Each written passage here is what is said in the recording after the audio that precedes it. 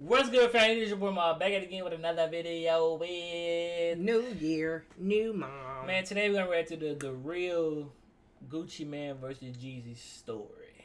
Ooh. Y'all know this back to my mama time. Y'all know the old heads, you know the old people. Y'all know it's back You to their time. tried it. You really tried it. But before the video start, man, please like, comment, and subscribe. Turn on the post notification, man, for a post notification shout out, man. Shout out, he's not here right now, but follow us both on Instagram, man. We really love y'all. We appreciate y'all for actually tuning in and watching the videos, man. It means a lot to us. But other than that, we get straight into this video.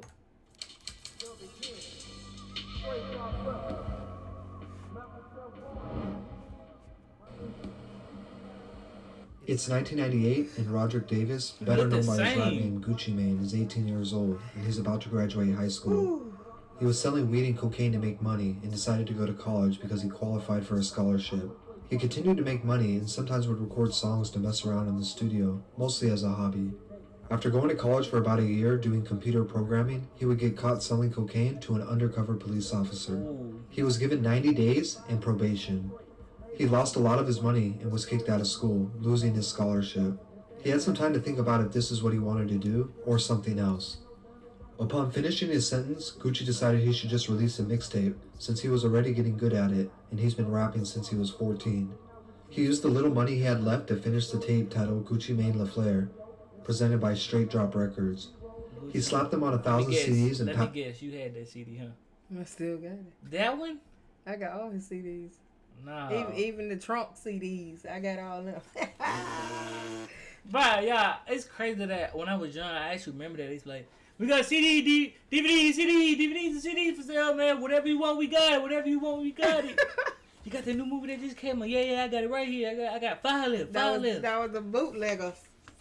Passed them all over Atlanta. This would work out extremely well for Gucci because he started to gain a buzz pretty fast. He saw an opportunity and decided he wanted to start his own label, where he would recruit other artists as well.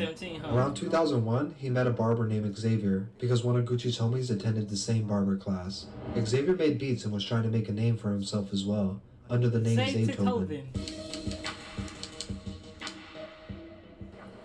Around the same time in 2001, Jay Jenkins, who was known as Lil J, has just stepped into the Georgia scene and was gaining buzz as well. Much like Gucci Mane, he spent the last few years trying to build a label. Lil J was in deep in the streets selling weed and cocaine. He was said to have over $1 million cash before ever considering music. He had a ton of money and was always interested in music, but initially never wanted to rap. After a few run-ins with the law and having a new baby, he wanted to focus more on his label and began building a studio where he could manage artists under. He would sign his first few artists and start the label Young Guns Entertainment. This was going good for a while, but eventually their main artist would catch a murder case and get locked up, leaving no real talent to lead the way.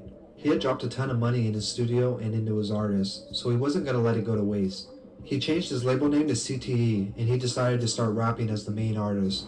He dropped his first tape, Thuggin' Under the Influence, in 2001, which featured Lil Jon as a producer, and it immediately got a small fan base. Since Lil J had drug money to fund his tapes and knew people in music, he would get all his music played at every strip club in Atlanta, which back then was a massive way to get your music heard. He went around Atlanta getting his music played over the next couple months. He decided to change his name to Young Jeezy and continued to drop back-to-back mixtapes like Trap or Die with DJ Drama, until solidifying himself in the Atlanta rap scene. He did this until 2004, when Def Jam signed him for a massive amount of money. With Gucci Mane and Jeezy leading the way in Atlanta rap, it was only inevitable that a collab would come soon. In 2005, Gucci Mane and Jeezy would record 2 songs together. The first song was Black Tees, which was a response to Dem Franchise Boys' hit song White Tee, and the second song was So Icy, or just Icy. So Icy would go crazy in the streets almost immediately, and would then be featured as the main single on Trap House 1. The song was such a massive hit that even high schools across the country banned the iconic snowman tee that Jeezy wore in the video. But it's really? Yes. Why? They knew what it was. Oh yeah. Okay. But I'm just saying though, like they knew what it was. That's why they wouldn't let us wear. Really? That's crazy. Time went on, rumors surfaced that Jeezy may have been upset with how things went. Although it's still not 100% clear why Jeezy was upset, we can assume it has something to do with the fact that he wanted the song to be on his upcoming album. He quickly took to the studio to release a diss track titled Stay Strapped, where at the end of the song he would put a $10,000 bounty on Gucci's So Icy chain. Real talk, I got a bounty on that shit, 10 stacks, man, you know Jeezy, right? Jeezy would start to distance himself from Gucci and cause some strain on their friendship. Gucci would also get upset at the fact they could never perform their song live, which he felt they were missing out on a huge part of promotion. Because once again, this is in the days where live shows made a huge impact on getting your music heard. But Jeezy didn't stop, and he continued the beef. Over the coming weeks, the petty beef would turn into something much more. I thought Gucci One summer evening, Gucci would go home with a stripper after a party, just a month after the So Icy hit dropped. 5 men stormed the home where Gucci was staying, armed with pistols, brass knuckles, and duct tape. They would get into a physical altercation, pistol whipping the stripper and hitting Gucci in the face. One of the men allegedly yelled, "Shoot him." Upon realizing his life was at risk, Gucci shot back. Some people say he reached for his gun, where other stories say he may have disarmed one of the men and took his. He shot the gun, killing one of the men as the others ran off. 3 days would go by until someone found the body of the deceased man in the woods behind an elementary school. When the smoke cleared, authorities... Oh, so the man... Hold on, no. So Gucci killed the man. Mm-hmm. Put him wherever he did. He hit him right behind the school. Yeah. That's tough.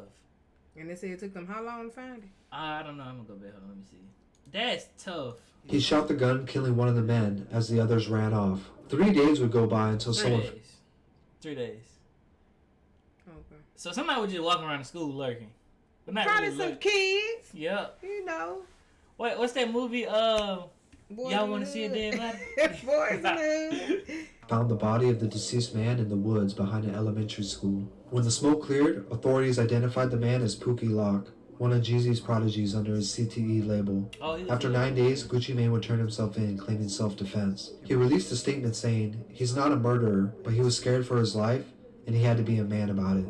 The case would later be dismissed after his eyewitness confirmed that Gucci acted in self-defense when 5 men tried to rob him. Going forward, Jeezy would still deny any involvement with the bounty, despite Pookie Lock being directly tied to him in his CTE label. Gucci Mane would go public saying he suffered from PTSD from this event, and would shoot jabs about it in his raps years later. One of the most famous lines he stated was this: